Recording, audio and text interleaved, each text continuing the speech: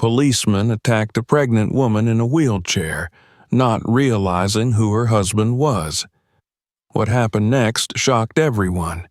Do you want to know how it all ended? Subscribe to the channel and write in the comments where you're watching this from. The sun hung high in the sky, casting a warm golden glow over the bustling amusement park. The air was filled with the sounds of children's laughter, the joyful screams of people on roller coasters, and the rhythmic hum of carnival music. It was a perfect summer day where everything seemed to radiate happiness. Amidst this vibrant scene, Maria navigated her wheelchair along the wide paths of the park, her hands gripping the wheels as she made her way toward the entrance. Maria, a black woman in her late 30s, was in the final stages of a difficult pregnancy. Complications had made it necessary for her to use a wheelchair for the past several months, and she had learned to manage the challenges of mobility with grace. Today was supposed to be a special day. Her husband, Derek, an FBI agent, had promised to meet her and their young son, Jordan, at the park later, after finishing some urgent work. Until then, Maria had decided to get a head start, wanting to ensure that Jordan could enjoy the rides and games without waiting. As they approached the area designated for visitors with disabilities, Maria felt a surge of determination. She was determined to give Jordan a fun day, even if it meant dealing with the exhaustion that came with the strain of pregnancy. Her son walked alongside her, occasionally running ahead and then circling back, his excitement evident in his bright eyes.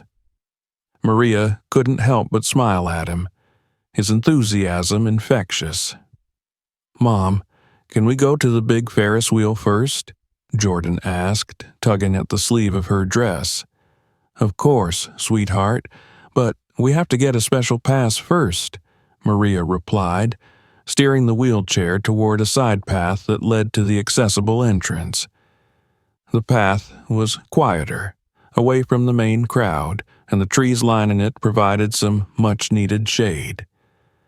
As they reached the entrance to the designated area for people with disabilities, Maria noticed a security guard standing by the gate. His arms were crossed over his chest, his gaze locked onto her with an expression that made her uneasy. He was a middle-aged man with a broad build, and there was something about the way he looked at her, suspicious, almost disdainful, that set off alarm bells in her mind. Maria pushed forward, keeping her voice polite as she spoke. "Hello, we're here to get access to the ride area. I have my documents if you need them." The guard didn't move to greet them. Instead, he glanced down at Maria, then at Jordan, before shaking his head slightly. "You sure you're in the right place?" he said, his tone gruff and unfriendly. "This area is for people who actually need it." Maria's smile faded as the implication of his words sank in. She took a slow breath, reminding herself to stay calm. "I do need it," she said, holding up a folder that contained her medical documents. "I'm pregnant and using a wheelchair due to complications." The guard barely glanced at the folder. "You don't look like you need it that bad," he said, his eyes narrowing. "We've had a lot of people trying to take advantage of the system lately. You'd be surprised what some folks will do for special treatment." The dismissal in his voice stung. Jordan, sensing his mother's discomfort, moved closer to her, his small hand gripping the handle of the wheelchair. Maria tightened her grip on the folder, feeling a mixture of frustration and anxiety rise in her chest. She glanced down at Jordan, then back at the guard, keeping her voice steady. "I understand your concerns, but I'm not trying to take advantage of anything," she said, her voice firm but controlled. "I have a right to use this entrance, and I can show you my medical documents if you need to verify." The guard's expression didn't soften. If anything, his gaze grew colder. He took a step forward, looking down at her with a sneer. "You know, Some people think they can get whatever they want just because they say they have a problem, he said. But we have to make sure the ones who really need it get it. Maria's patience was wearing thin, but she didn't want to cause a scene, especially not in front of her son. She opened the folder to show him the medical documents. "Here are my papers," she said, extending them toward the guard. "You can see for yourself."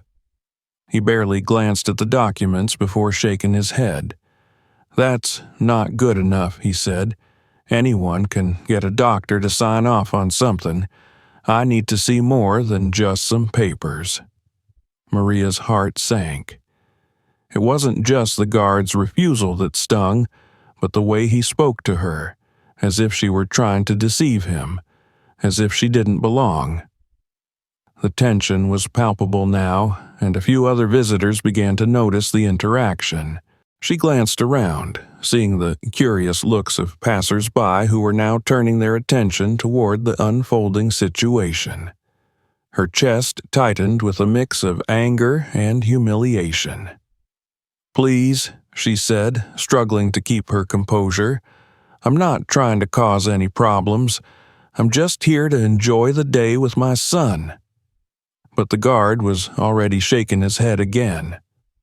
"I think I'm going to have to call this in," he said, pulling a radio from his belt. "We've had too many people trying to cheat the system lately. Better to be safe." Maria's pulse quickened as she heard the words. Her mind raced, trying to think of how to defuse the situation before it escalated further. She glanced down at Jordan, who was now gripping the wheelchair even tighter, his young face filled with worry. "Is everything okay, Mommy?" he whispered. Maria gave him a reassuring look, even though her own anxiety was mounting. "It's okay, sweetie. We're just trying to sort something out." As the guard spoke into his radio, asking for assistance, Maria felt a surge of frustration and helplessness. She had provided her documents, she had explained her situation, and yet it wasn't enough.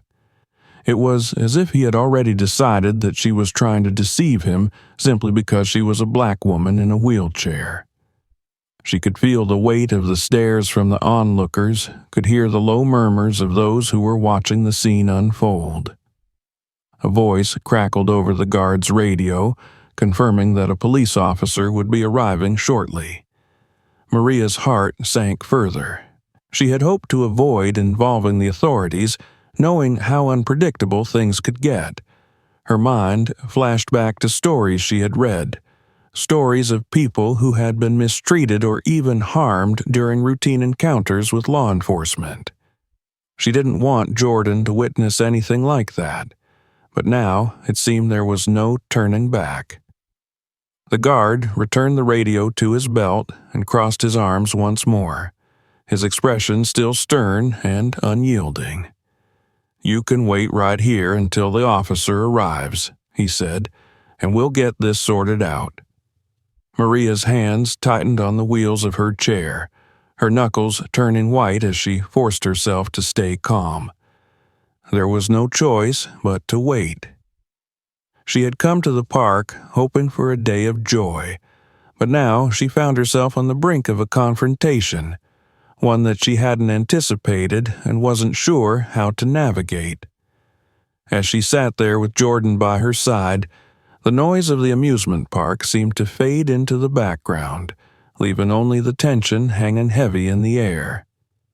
The moments stretched on like hours as Maria waited by the entrance, the weight of unease settling heavily in her chest. Jordan stood close to her, glancing nervously around. She reached out to touch his arm, trying to convey a calmness she didn't feel, while her thoughts raced with dread about what might happen next. Soon, the flashing lights of a police cruiser became visible in the distance and the crowd began to murmur, turning their attention toward the approaching vehicle. As the car pulled up to the curb, an officer emerged. He was a broad-shouldered man with a square jaw and a look of impatience on his face. His name tag read J. Thompson. As he strode toward Maria, his expression shifted from indifference to thinly veiled disdain. The guard quickly approached him, explaining the situation in a low voice. Although Maria couldn't hear every word, the tone was unmistakably skeptical. The officer's eyes settled on Maria, and he shook his head slightly, as though he had already made a judgment before speaking to her. "Ma'am," he began in a voice that dripped with authority, "I've been told there's a problem here. You're using a wheelchair to get access to this area, but there seems to be some concern about the legitimacy of your need." Maria's jaw tightened as she heard his words, the skepticism clear in his tone. She took a deep breath, trying to keep her voice steady. "I've shown the guard my medical documents," she said, holding up the folder again. "I'm pregnant and experiencing complications that make it difficult for me to walk. That's why I need the wheelchair." But Officer Thompson's expression didn't soften. Instead, he glanced down at the documents, then back up at her with a raised eyebrow. "Anyone can get a doctor's note," he said dismissively. "You'll have to do better than that." The guard, emboldened by the officer's arrival, chimed in. "I told her we've had too many people trying to cheat the system," he said, his voice loud enough for the onlookers to hear. "You'd be amazed at what people will do to get special treatment." Maria felt a flare of anger rise in her chest. It wasn't just that they were questioning her honesty. It was the way they spoke to her, as if she were inherently suspect, as if her word and her documentation were worthless. She knew it wasn't just about her being in a wheelchair. It was also about her being a black woman, and that stung even more. Her voice trembled slightly as she spoke. "I'm not trying to cheat anything. I'm here with my son to enjoy the park, and I have every right to be here." Officer Thompson's gaze grew colder. "If that's the case, then why don't you stand up and show me that you really need that chair?" he said, his voice edged with challenge. "If you're truly unable to walk, it shouldn't be hard to prove." The words struck Maria like a slap. She felt a mix of humiliation and anger coursing through her. It wasn't just that he was questioning her, but that he was openly demanding she perform some kind of test to prove her need, as if she were a criminal on trial. "I can't stand up," she said through gritted teeth. "I told you, I'm experiencing complications that make it dangerous for me to walk." The officer took a step closer, his voice dropping to a more threatening tone. "Well, I'm starting to think you're just trying to cause a scene," he said. "And if you don't cooperate, you could be charged with obstructing an investigation."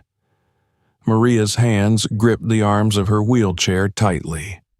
She couldn't believe what she was hearing. It was as though every word she said was being twisted into something incriminating, and no matter how reasonable she tried to be, it wasn't going to matter. Her pulse quickened, and she could feel the heat rising in her face. "I'm not obstructing anything," she said, her voice breaking with frustration. "I'm just trying to explain," but Officer Thompson cut her off. "I've had enough of your excuses," he snapped. "Now either get up and prove you need that chair, or I'll have to escort you out of the park." His hand moved toward the cuffs on his belt, and a few people in the crowd gasped audibly. Jordan's voice, small and filled with fear, broke through the tense atmosphere. "Mommy, what's happening? Are they going to take you away?" His wide eyes looked up at her, tears starting to pool at the corners. The sound of her son's voice seemed to bring Maria back to herself. She turned to Jordan and gently stroked his hair, trying to reassure him even as her own fear grew. "It's going to be okay, sweetheart," she whispered, though she wasn't sure if she believed it herself. The officer glanced down at Jordan, his expression hardening further. "And who's this?" he asked. "Your son?" Is he involved in whatever's going on here? Maria's protective instinct flared. "Leave him out of this," she said sharply, her eyes flashing with defiance. "He's just a child." But Officer Thompson's expression remained stony. "If you don't comply, we may have to take measures to ensure both your safety and his," he said. "That could include taking him into custody until we sort this out." The threat hung in the air like a dark cloud. Maria's heart pounded in her chest as she processed the enormity of the situation. It wasn't just her safety at risk now. They were threatening to take her son as well. She felt a wave of helplessness wash over her, but underneath it, a surge of determination began to grow. This was not just a misunderstanding. This was an outright attack on her rights and her dignity. She couldn't let them do this to her or to Jordan. Drawing a shaky breath, she looked directly at Officer Thompson. "You're treating me like a criminal," she said, her voice trembling but growing stronger. "All I've done is try to use the accessible entrance, which I have every right to do. I've provided you with my documents. I've explained my situation. There's no reason to treat me this way." The officer sneered, his hand still hovering near his cuffs. "Like I said, I don't believe you," he replied, "and if you don't comply, we'll have no choice but to take you in." By now, the crowd around them had grown significantly, and murmurs of disapproval were starting to spread. Several people had taken out their phones to record the scene, and a few onlookers were even shouting words of support for Maria. One voice called out, "Leave her alone. She hasn't done anything wrong." Another yelled, "This is discrimination." For a moment, Maria thought the officer might back down in the face of public scrutiny, but instead, he seemed to grow more emboldened. "You people need to mind your own business," he barked at the crowd. "We're handling a situation here." He reached down and gripped the handle of Maria's wheelchair, roughly yanking it backward. The sudden movement jolted her body, causing her to gasp in pain and grab onto the arms of the chair to keep from falling. Jordan cried out in terror, clutching her leg as if trying to protect her. The world seemed to spin as Maria struggled to steady herself, her breath coming in quick, shallow bursts. She glanced up at the officer, her eyes burning with a mixture of fear and defiance. She would not let them do this to her, not here, not in front of her child. But as she opened her mouth to speak, her voice faltered, and all that came out was a choked whisper. Just then, the distant sound of a car door slamming shut reached her ears. She turned her head and saw a familiar figure rushing toward them. Derek. He was moving with a sense of urgency, his face a mask of controlled anger.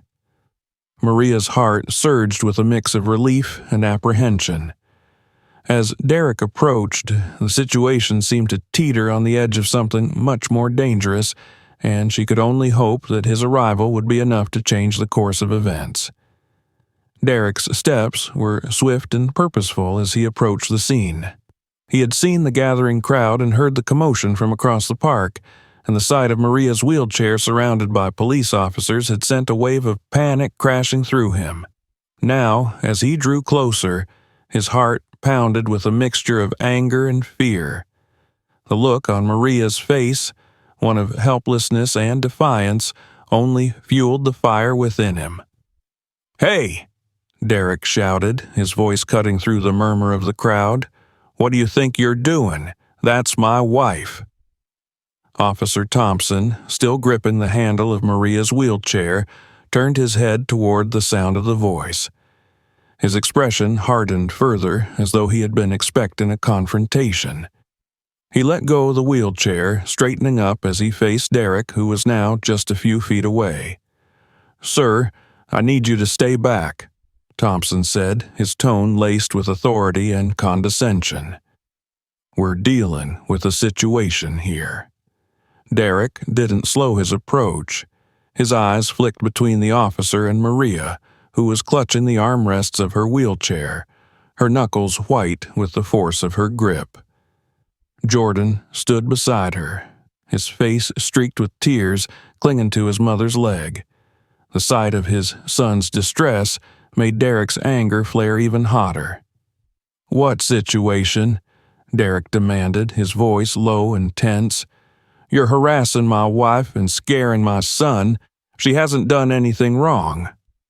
Thompson's jaw tightened. "Your wife was unable to provide sufficient proof for using the accessible entrance," he said, his gaze flicking back to Maria as if she were an unruly child. "And she refused to comply with my instructions." Derek's temper boiled over. "She showed you her medical documents, didn't she?" he shot back. "She has every right to be here, just like anyone else." The officer's eyes narrowed. "Sir, you need to calm down," he said, his hand moving closer to the radio on his shoulder. "You're interfering with an active investigation." "Investigation?" Derek scoffed. "This isn't an investigation. This is you abusing your authority." The crowd, which had been growing larger by the minute, began to murmur more loudly. The tension was palpable, a mixture of curiosity, concern, and anger swirling in the air. Several people continued recording the encounter, their phones held high as they captured every word, every movement. Thompson's partner, a younger officer with a stern expression, stepped forward. "Sir, if you don't step back immediately, we'll be forced to detain you for obstruction," he warned. "This is your final warning." Derek took a step closer to Maria, positioning himself between her and the officers. "You're not detaining anyone," he said, his voice low and cold. "You're the ones who need to back off." But Officer Thompson's patience had run thin. He nodded to his partner, who reached for the cuffs on his belt. "If that's how you want to play it," Thompson said, "then you're both coming with us." Maria's breath caught in her throat, panic flashing in her eyes. "No!" she cried out. "You can't do this. He's just trying to protect us." The officers ignored her. Thompson moved toward Derek with a determined stride, his partner trailing close behind. Derek braced himself, his fists clenching at his sides as the officers closed in. Before he could react, Thompson reached out and shoved Derek hard in the chest, pushing him backward. The force of the shove sent Derek stumbling, but he quickly regained his footing, his expression darkening with fury.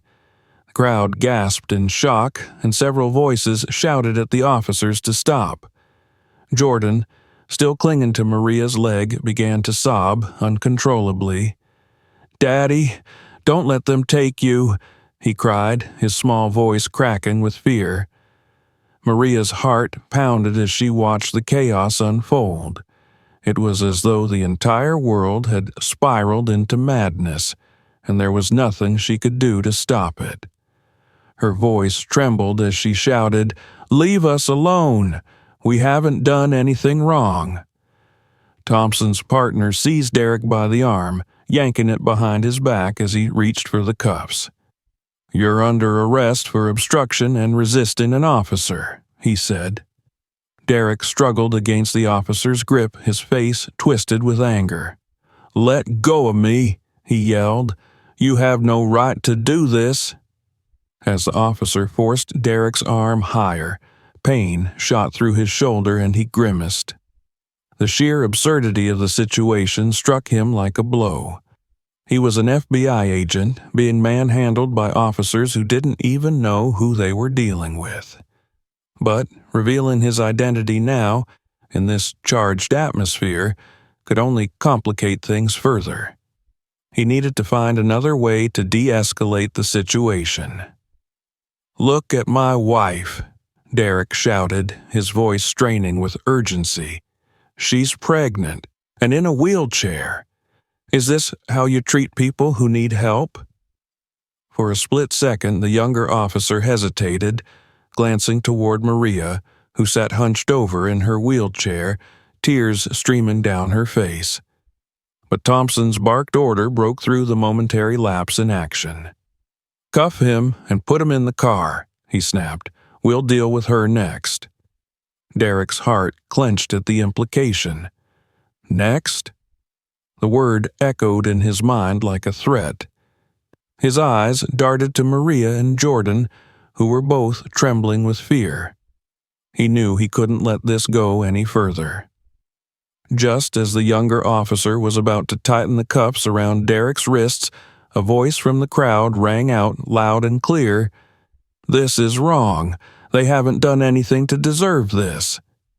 The voice belonged to an older woman who had been watching the entire scene unfold. She stepped forward, raising her phone in the air. "I've been recording the whole time," she said, "and I'm not the only one. We all saw what you did." Other onlookers joined in, their voices growing louder as they shouted at the officers to stop. The tension in the air was electric, and the atmosphere teetered on the edge of chaos. Thompson shot a glare at the crowd, but the pressure from the onlookers was growing too intense to ignore. Maria, seizing the moment, found her voice again. "Please, just listen to us," she said, her voice breaking with desperation. "You don't have to do this." But Thompson wasn't backing down. He took a step toward Maria, his eyes hard with determination. "Ma'am, you're obstructing an investigation and refusing to comply with lawful orders," he said coldly. "We're going to have to take you in as well." The words hit Maria like a punch to the gut. "No!" she cried out, her hands trembling as she gripped the armrests of her wheelchair. "I can't go anywhere. I'm pregnant, and I need medical care." Thompson's partner looked uncertain for the first time, glancing back at the crowd, which was now chanting for the officers to stop. Several people were holding their phones up, capturing every second of the encounter. The pressure was mounting, and even Thompson seemed to realize that the situation was spiraling out of control. But rather than back down, he doubled down. "Ma'am, I'm giving you one last chance," he said, his voice steely. "Either you cooperate, or we're going to have to use force." Derek's mind raced as he struggled against the cuffs that were now loosely hanging from his wrists. He had to act fast. With one final burst of strength, he twisted his body, breaking free from the younger officer's grip. Before Thompson could react, Derek stepped forward and shouted, "Enough!" The word exploded from him with a force that seemed to stop time. The crowd fell silent, and all eyes turned toward him. Derek reached into his pocket and pulled out his FBI badge, holding it high for everyone to see. "I am a federal agent," he said, his voice clear and commanding. "And you are violating my family's rights." Thompson's face went pale as the badge glinted in the sunlight. He took a step back, the full weight of what was happening finally sinking in.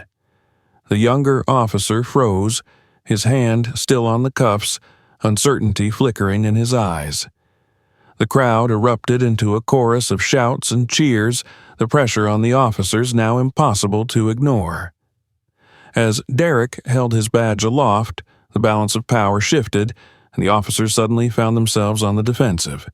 But the situation was far from over, and Derek knew that what happened next could determine whether this day would end in justice or further chaos. Derek's declaration hung in the air, a stark challenge to the officer's authority.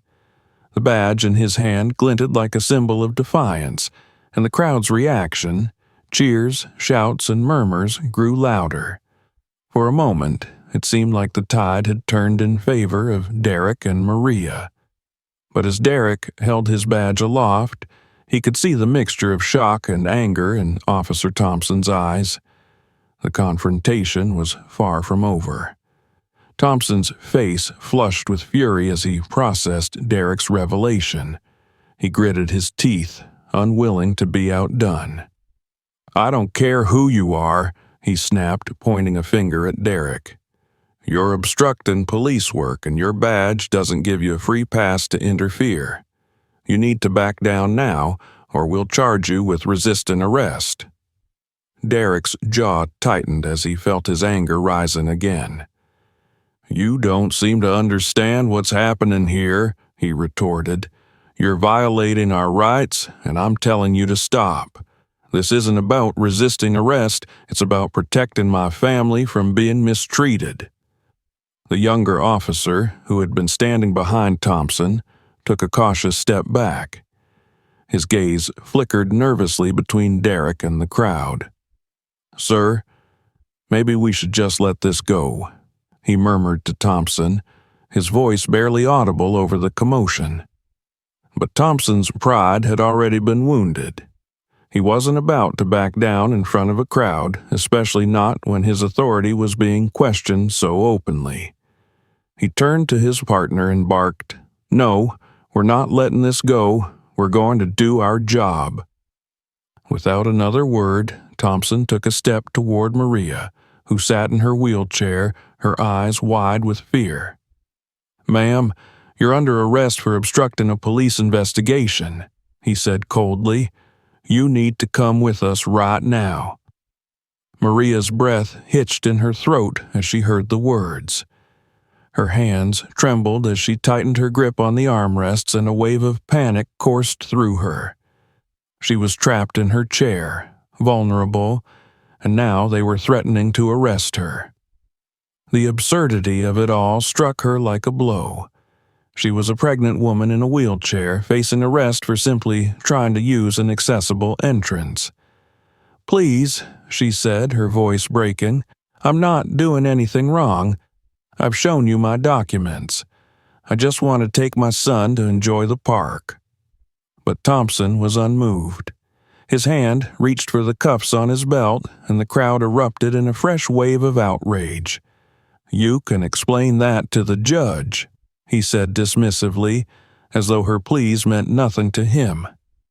Derek's heart raced as he watched Thompson move toward Maria, his hands gripping the cuffs. There was no way he could allow them to take her away. Not like this, not in front of Jordan. "You're making a huge mistake," Derek warned, his voice low and dangerous.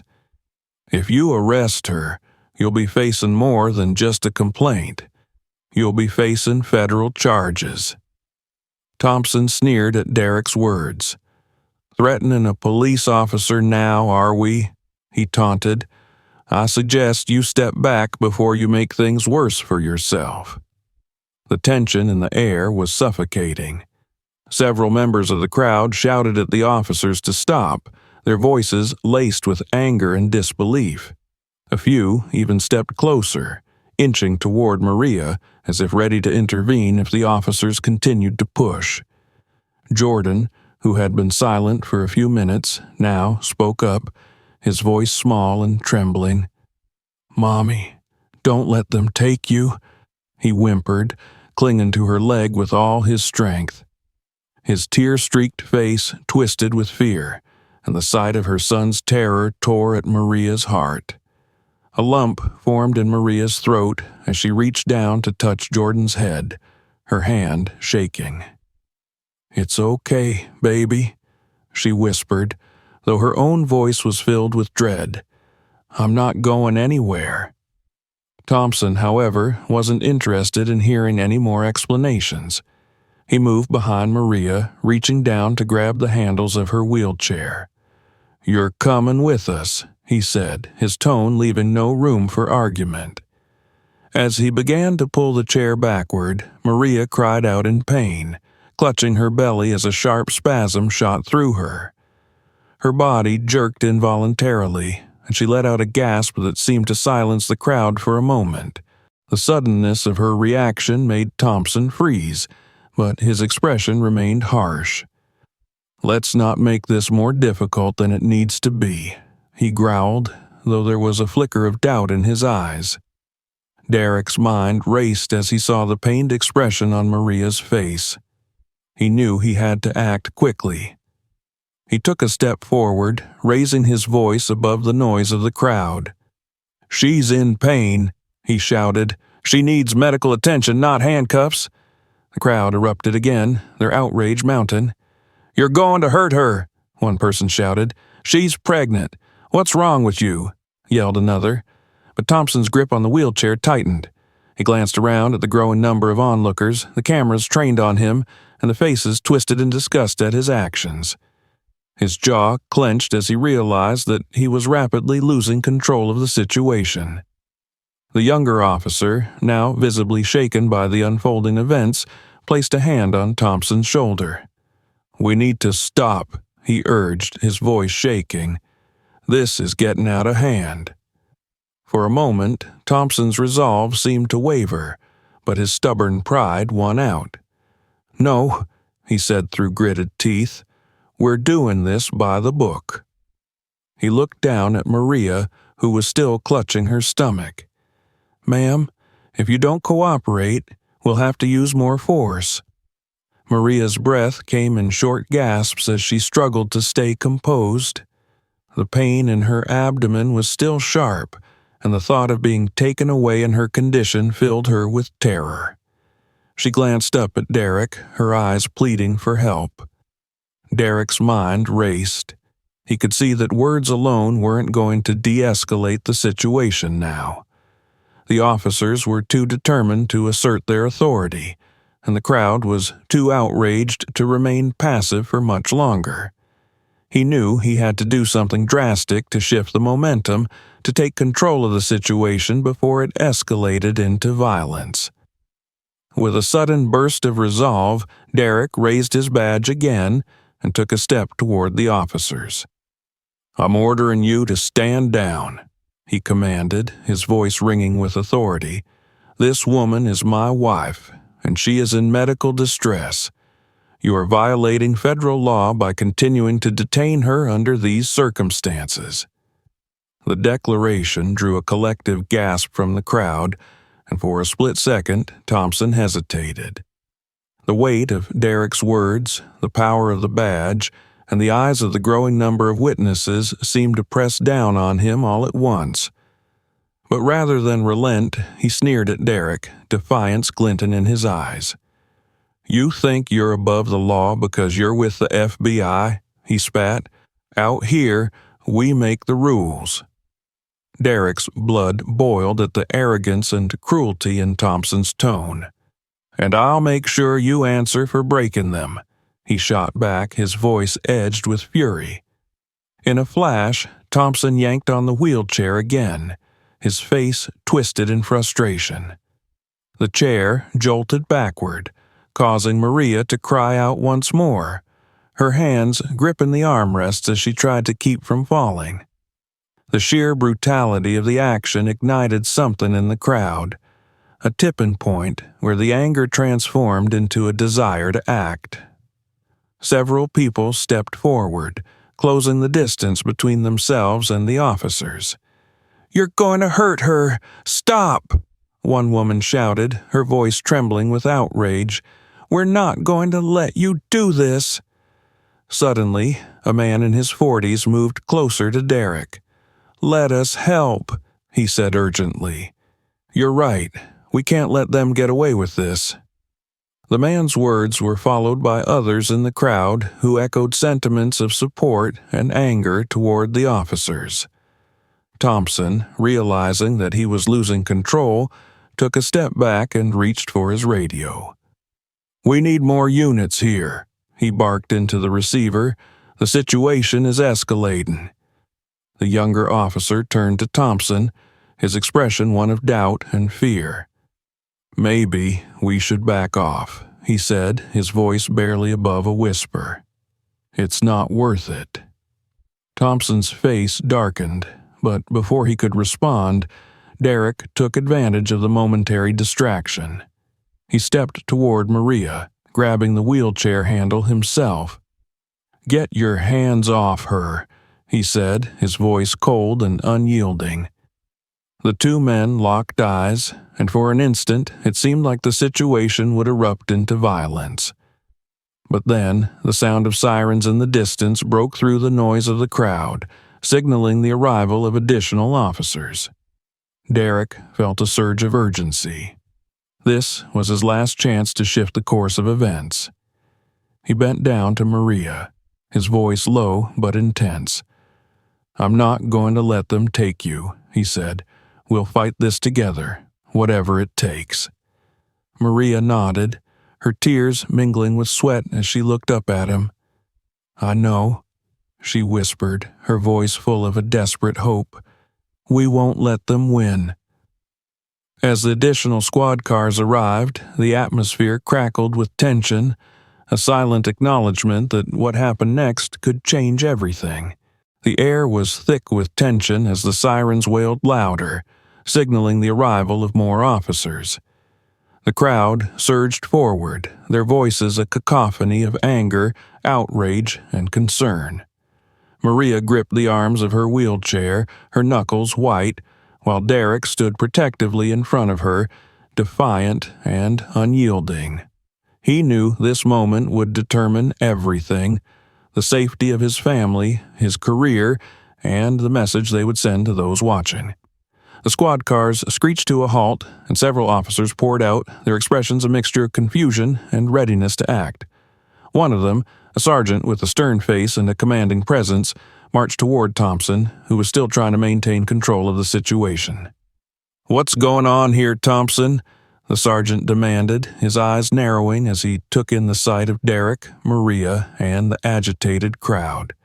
"We got a call for backup, but this doesn't look like any kind of serious threat."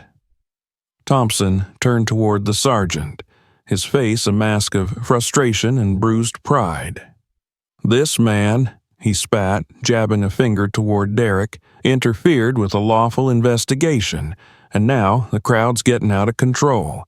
His wife refused to comply, and they've been obstructing justice." The sergeant's gaze shifted to Derek, and then to Maria, who sat hunched over in the wheelchair, her hand resting protectively on her pregnant belly. His eyes softened slightly, as if the absurdity of the situation was beginning to register. "You're arresting a pregnant woman?" he asked, a note of incredulity in his voice. "She's refusing to cooperate," Thompson snapped. "And this guy," he gestured toward Derek again, "claims he's with the FBI." The sergeant's eyebrows shot up at the mention of the FBI. He turned to Derek, his tone skeptical but more measured than Thompson's. "Is that true?" he asked. "Are you really with the Bureau?" Derek's pulse quickened. He had kept his badge revealed, but the moment had come to formally assert his authority and make it clear who they were dealing with. He stepped forward, his voice steady but edged with urgency. "Yes, I'm an FBI agent," he said, holding out his badge once more. "Derek Carter. And I can tell you right now that what's happening here is a gross violation of my wife's civil rights." The sergeant studied the badge and then Derek's face, as if weighing the truth of his claim.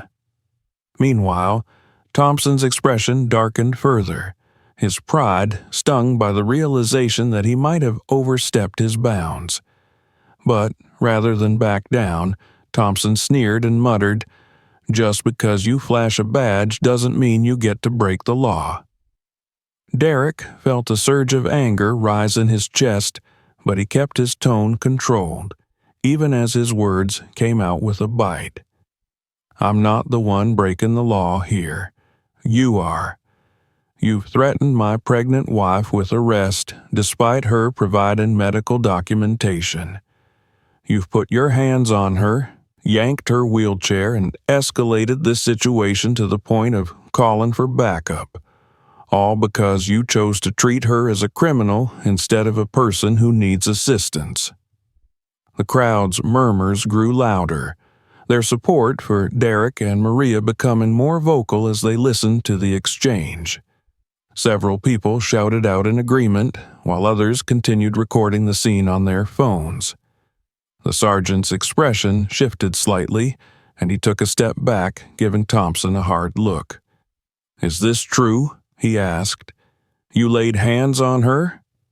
Thompson bristled, crossing his arms defiantly. "She was resisting," he said stubbornly. "We had to maintain control. The situation was getting out of hand, and she refused to comply with my instructions." Derek cut in sharply. "She wasn't resisting. She was in pain. Look at her. She's a pregnant woman in a wheelchair. What kind of threat could she possibly pose to you?" The sergeant's jaw clenched, and he took another look at Maria. She was breathing heavily, the strain of the confrontation clearly taking a toll on her. His eyes softened as he took in her condition, her obvious vulnerability. He glanced back at Thompson, his expression hardening. "This doesn't sound like the kind of situation that required this level of force," he said coldly. "You should have exercised more discretion." Before Thompson could respond, Derek stepped closer, his voice growing louder, filled with righteous indignation. "This is why people don't trust the police," he said, addressing not just Thompson, but the other officers as well. "When those who are supposed to protect and serve act with this kind of arrogance and disregard for the public's rights, it damages the very fabric of our society." His words seemed to strike a chord, not only with the crowd, but also with the other officers present. Some of them shifted uncomfortably, while others exchanged uneasy glances. The tension in the air seemed to thicken, but there was also a sense that something had changed. Something had cracked in the officers' united front.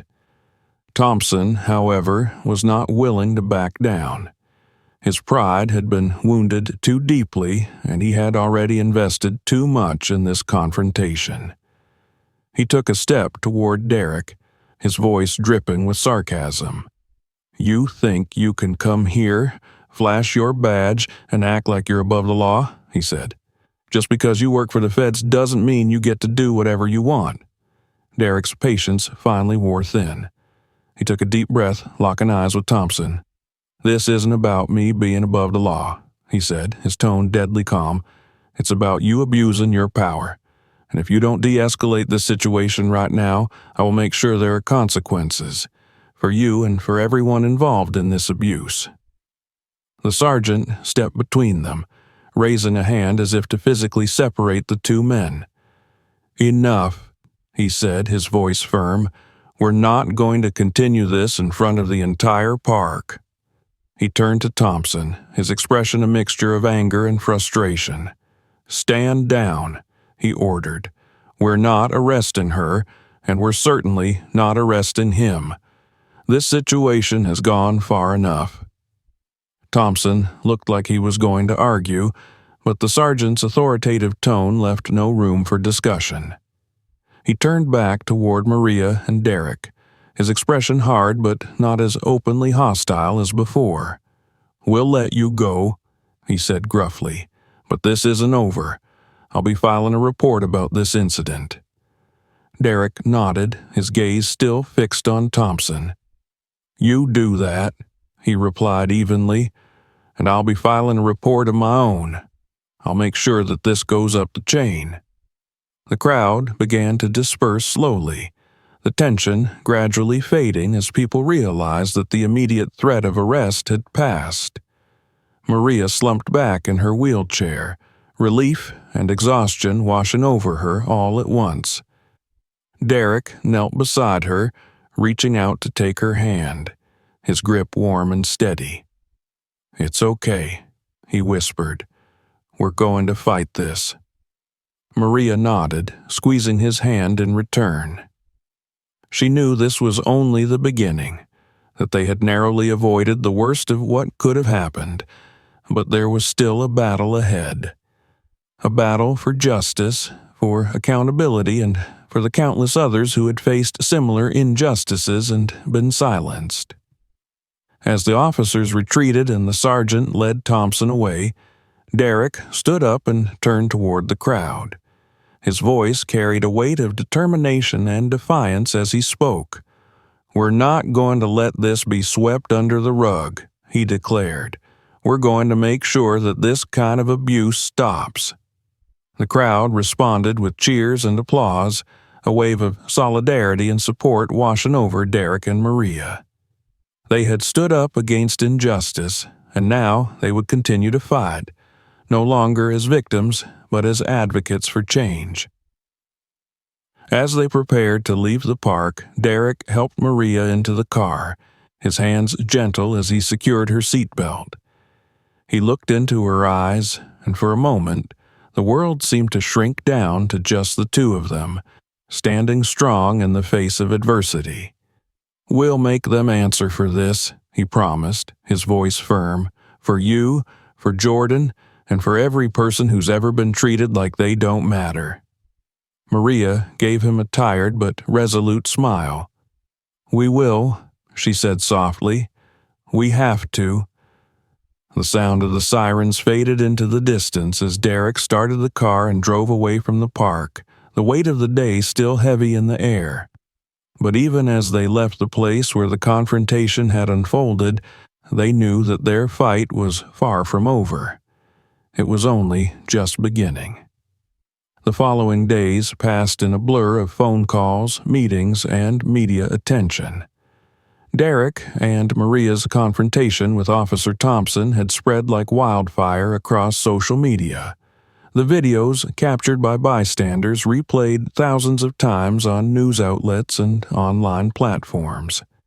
Headlines such as "FBI Agent Confronts Local Police in the Defense of Pregnant Wife" and "Incident at Amusement Park Sparks Outrage Over Police Conduct" flashed across screens, turning their personal struggle into a national conversation. Derek sat at the kitchen table, surrounded by stacks of legal documents and a constantly buzzing phone. He had contacted a lawyer, an old friend who specialized in civil rights cases, and they were preparing to file formal complaints against Officer Thompson and the local police department. Derek's fingers tapped restlessly on the table, his mind racing with the events of the past few days and the long fight that lay ahead. Maria sat across from him, her hands resting on her belly. Though her physical pain had eased, the emotional toll of the incident still weighed heavily on her. She would replay those moments in her mind. The officer's sneer, the humiliation she felt, and the terror in Jordan's voice, and each time a pang of hurt would cut through her. But beneath the pain, there was a growing resolve. She wasn't going to let what happened to her be just another story forgotten in the next news cycle. "Do you think they'll actually do something?" Maria asked, her voice quiet but tinged with hope. "The police department, I mean.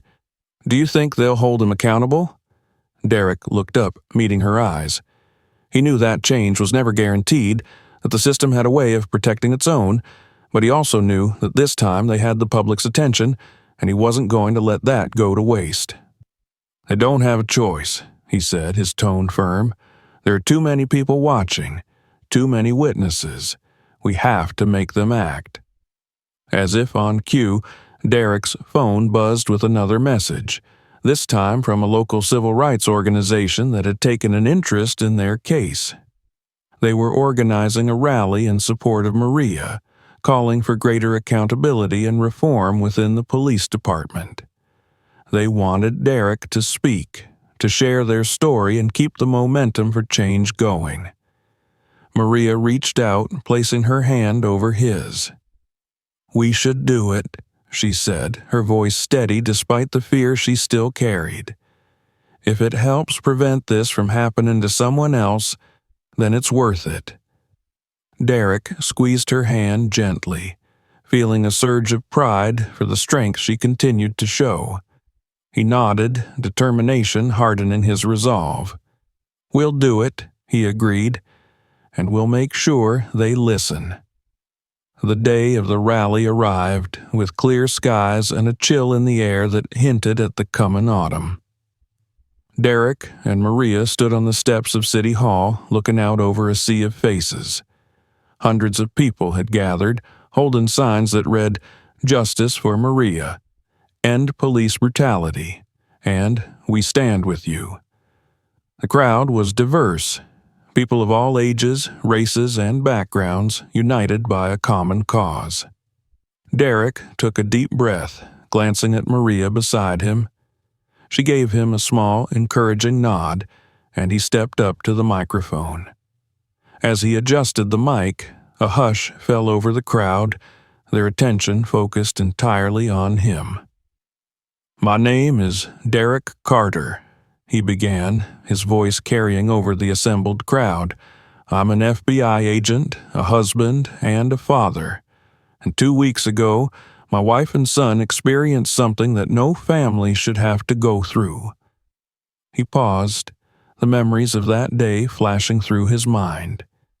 The anger in Officer Thompson's voice, the fear in Maria's eyes, the helplessness he felt as he struggled to protect his family. He channeled those emotions into his words, letting them infuse his speech with urgency. "We went to that park looking for a day of joy, a day to make my son smile and to give my wife a chance to relax," he continued. "But instead, we found ourselves facing the kind of injustice that too many people in our country have faced for too long. We were treated like criminals, like we didn't matter, all because of the biases and prejudices that are still too prevalent in our society." A murmur ran through the crowd, and Derek saw people nodding in agreement. He pressed on, his voice growing stronger. "This isn't just about what happened to us. It's about every person who has been mistreated because of the color of their skin or because of their circumstances. It's about the abuse of power, about a system that needs to change. And we're here today because we're not going to be silent anymore." The crowd erupted into applause, their voices rising in support. Maria, standing beside him, reached out and took his hand, giving it a squeeze. For a moment, Derek allowed himself to feel hope, that perhaps, together, they could turn their pain into something meaningful. After his speech, other speakers took the stage, activists, community leaders, and even a few other victims of police misconduct. Each story added weight to the call for accountability, painting a picture of a community united in their demand for change. As the rally concluded, Derek and Maria returned home, exhausted but buoyed by the support they had received. But even as they tried to find some peace, the fight continued. Derek's phone rang constantly with calls from reporters, lawyers, and well-wishers, each conversation a reminder of the stakes of their battle. The following week, the local police department announced that Officer Thompson had been placed on administrative leave pending an internal investigation. It was a small victory, but for Derek and Maria, it was only the beginning. They pushed forward with their lawsuit, determined to hold Thompson and the department accountable, not just for what had happened to them, but for every person who had faced similar abuses. The media attention continued to grow, with national news outlets picking up the story and shining a light on the systemic issues at play. Derek found himself speaking at more events, sharing their story and calling for broader reforms. He knew that he was putting himself and his family in the public eye, making them targets for those who resisted change. But he also knew that this was the only way to keep the pressure on. One evening, as the sun dipped below the horizon, Derek sat in the living room with Maria and Jordan. The TV flickered in the corner, showing a news segment about the ongoing investigation. Jordan was curled up on the couch, his head resting on Maria's lap as she stroked his hair gently. "Daddy, are they going to make that mean man go away?" Jordan asked, his voice filled with the innocence of childhood. It was a question that cut straight to the heart of what they were fighting for. Derek glanced at Maria, who gave him a small nod, and he leaned forward, resting his elbows on his knees. "I don't know, buddy. he said honestly, "but we're going to do everything we can to make sure that what happened to us doesn't happen to anyone else. And there are a lot of people who believe in that, too." Jordan seemed to think about this for a moment, then nodded slowly. "I want to help, too, when I grow up," he said.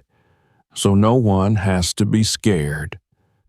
Maria's eyes filled with tears as she listened to her son's words, and she reached out to hug him tightly. "You're already helping, sweetie," she whispered. "You're helping just by being here."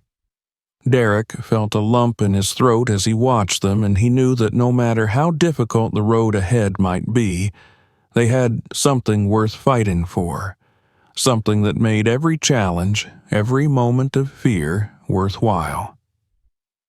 Months later, the investigation concluded, and Officer Thompson faced a disciplinary hearing. The department, under public pressure and scrutiny, announced new training programs and a review of their practices. It wasn't the sweeping reform that Derek and Maria had hoped for, but it was a step in the right direction, a sign that their efforts had made a difference. In the end, Thompson was stripped of his badge, facing charges for his actions at the park. The trial was a public spectacle, with testimonies from witnesses, video evidence, and the voices of those who had been inspired by Derek and Maria's stand. As the verdict was read, guilty of abuse of power and misconduct, Derek squeezed Maria's hand, feeling a weight lift from his chest. It wasn't a complete victory, but it was a validation that their fight had been worth it. Outside the courthouse, the crowd gathered again, this time in celebration. Derek and Maria stood together, their hands intertwined, looking out over the faces of those who had supported them. They knew that there was still so much work to be done, but they also knew that they had the strength to keep pushing forward, together. As they left the courthouse that day, with the sun shining down and the chants of "Justice for Mariah" ringing in their ears, Derek and Maria walked away with a renewed sense of purpose. They had faced the darkness and refused to be broken. And now they were ready to build a future where no one would have to face the same fear and pain they had endured. The fight for justice had only just begun, but they were prepared for whatever came next, side by side and never alone. Thank you for watching.